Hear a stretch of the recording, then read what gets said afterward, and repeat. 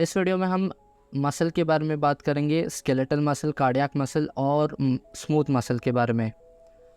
इन तीनों के बारे में हम एक्साइटेशन, इनकी जो मैकेनिज़्म है, कॉन्ट्रैक्शन, रिलैक्सेशन और बाकी की सारी चीज़ें किन चीज़ों से बनी हुई है उसके बारे में बात करेंगे। मसल एक सॉफ्ट कनेक्टिव टिश्यू है। जैसे हमने बोन्स में देखा, it is a type of tough connective tissue और हार्ड कनेक्टिव टिश्यू जो कि कैल्सिफिकेशन के बाद बनता है। इनिशियली वो भी कार्टिलेजनस सेल से बना हुआ होता है, तो फिर वो भी सॉफ्ट होता है, लेकिन over time, over a period of time वो कैल्सिफाई होता है और it becomes harden. So similarly अगर muscle it is a soft tissue कि अगर उसमें कैल्सिफिकेशन होता है, then it leads to a condition known as myositis ossificans. यानी सिंपली इसका मतलब है कि जो मसल टिश्यू है उसमें कैल्सिफिकेशन हो रहा है या ऑसिफिकेशन हो रहा है, ड्यू टू विच ये इसका primary cause because of inflammation, जैसे कि ये मोस्टली एथलीट्स में पाया जाता है because they use their thigh muscles, that is the quadriceps on the anterior side and the hamstrings, जो आपकी थाई की मसल है जो पीछे साइड प्रेजेंट होती है, तो उनमें कैल्सिफिकेशन होने के चांसेस ज़्यादा होते हैं बिकॉज ऑफ एक्सटेंसिव यूज़। ज़्यादा यूज़ करने की वजह से ये कंडीशन अकर हो सकती है। सॉफ्ट टिश्यू बना है लॉन्ग मसल फाइबर्स से, और ये long muscle fibres in turn बने हुए हैं एक्टिन और मायोसिन फिलामेंट से। ये दो बेसिक कंपोनेंट है किसी भी मसल के, चाहे वो स्केलेटल मसल हो, कार्डियक मसल हो या फिर स्मूथ मसल हो, लेकिन इसमें वेरिएशन पाया जाता है, तो वो हम डिस्कस करेंगे थोड़ी देर में। Next will discuss about some terms related to muscles. So before it we have the category in which the muscles can be classified. तो अब स्ट्राइशंस मतलब बैंडेड होना या फिर स्ट्राइप्ड होना, यानी इस तरह के बैंड्स प्रेजेंट होते हैं। Whereas in case of non striated muscles ये बैंड्स नहीं प्रेजेंट होते हैं। These are in case of smooth muscle, they don't have any striations या फिर बैंड्स। सो जो टर्म्स मसल में यूज़ करते हैं, it differs from the normal usages, that is हम सार्कोलेमा, जैसे हम प्लाज्मा मेम्ब्रेन बोलते हैं, वैसे ही हम मसल के लिए सार्कोलेमा या फिर मायोलेमा इस टर्म का यूज़ करते हैं। इसमें भी हमारे पास कुछ इन्वेजिनेशन पाए जाते हैं, that is in case of striated muscles we have the T tubules and in case of smooth muscles we have the caveolae. तो ये जो टी ट्यूब्यूल्स होते हैं, these play a important role in the muscle contraction, क्योंकि यही action potential को आगे ढकेलता है towards the sarcoplasmic reticulum to increase the calcium levels in the cytoplasm. तो इस मैकेनिज्म के बारे में हम जब स्लाइडिंग फिलामेंट थियोरी के बारे में पढ़ेंगे तब डिस्कस करेंगे। सार्कोलेमा में टी ट्यूब्यूल्स और कैवियोले पाए जाते हैं। T tubules in case of striated muscles वो आपके चाहे स्केलेटल मसल हो या कार्डियक मसल हो, और in case of smooth muscle we can find the caveolae. अब यहाँ पर आप डायग्राम में देख सकते हैं, जैसे कि सपोज कीजिए कि ये कोई रोड है और इसके बीच में एक पॉट होल प्रेजेंट है या फिर कोई गड्ढा प्रेजेंट है। So similarly in case of plasma membrane we have the continuous sheet of plasma membrane in which we have the presence of the T tubules जो अंदर की तरफ प्रेजेंट होते हैं, एक इन्वेजिनेशन फॉर्म करते हैं। इसके प्रॉक्सिमिटी में सार्कोप्लाज्मिक रेटिकुलम प्रेजेंट होता है, और जो सार्कोप्लाज्मिक रेटिकुलम के बल्ज्ड पार्ट होते हैं या फिर थिकन्ड पार्ट होते हैं उसे हम टर्मिनल सिस्टर्नी कहते हैं।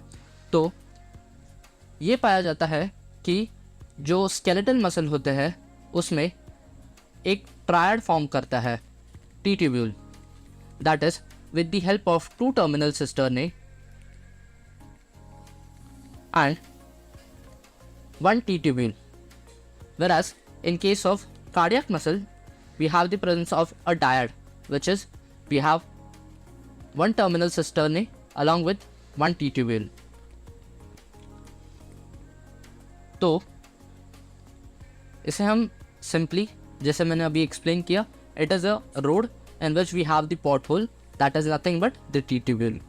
अब ये जो प्रोसेस है the of calcium intake, reuptake और गिविंग इनटू द साइटोप्लाज्म, इसके बारे में हम स्लाइडिंग फिलामेंट थियोरी में डिस्कस करेंगे.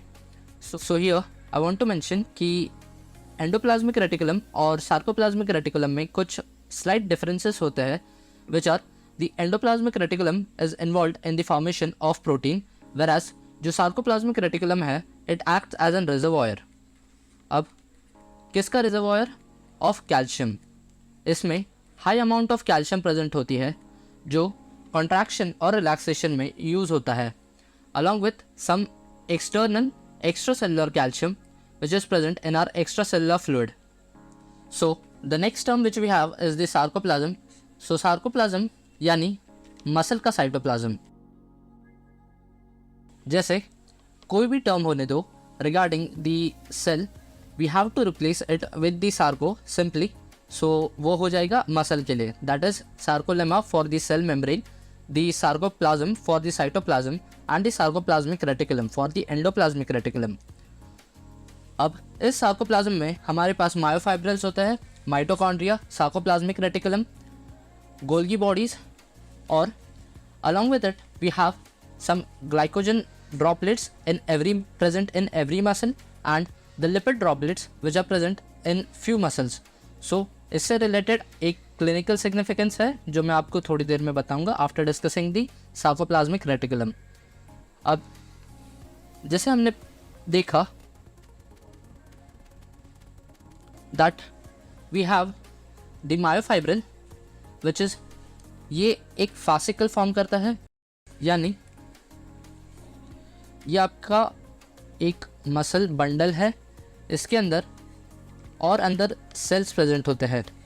सो इसी को हम मायोफाइब्रल कहते हैं, एक इकट्ठे बंडल को. Then we have the plasma membrane which is also known as the sarcolemma.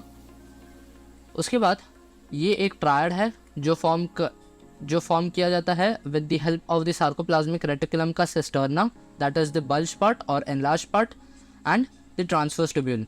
अब ये ट्रायड किस में पाया जाता है? It is in case of skeletal muscle, whereas in case of cardiac muscle we have the presence of dyad. And here we can also take a look that we have the presence of the invagination, which are the T tubules or also known as the transverse tubules, और अंदर वाली side है in the sarcoplasm we have the sarcoplasmic reticulum.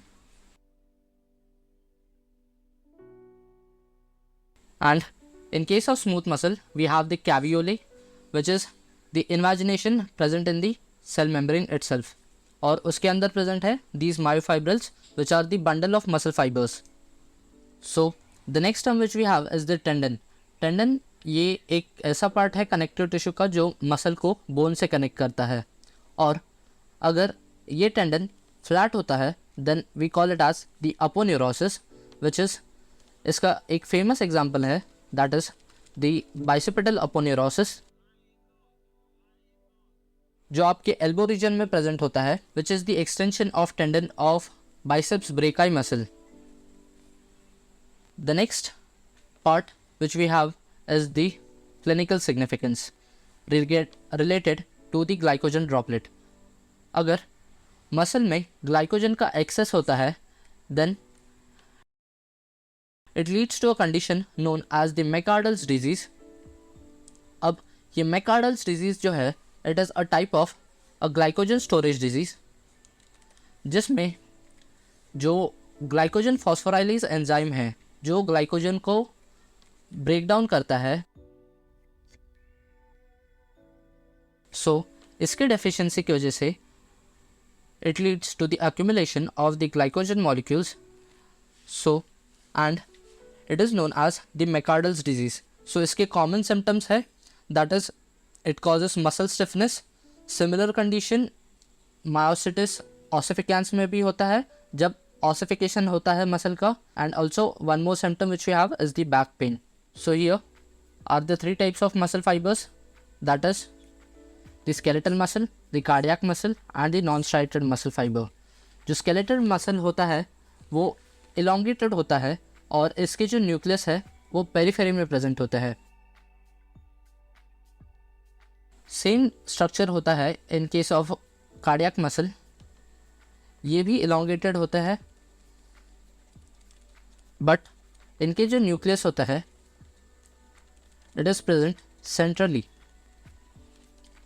और इनके बीच में gap junctions present होते हैं.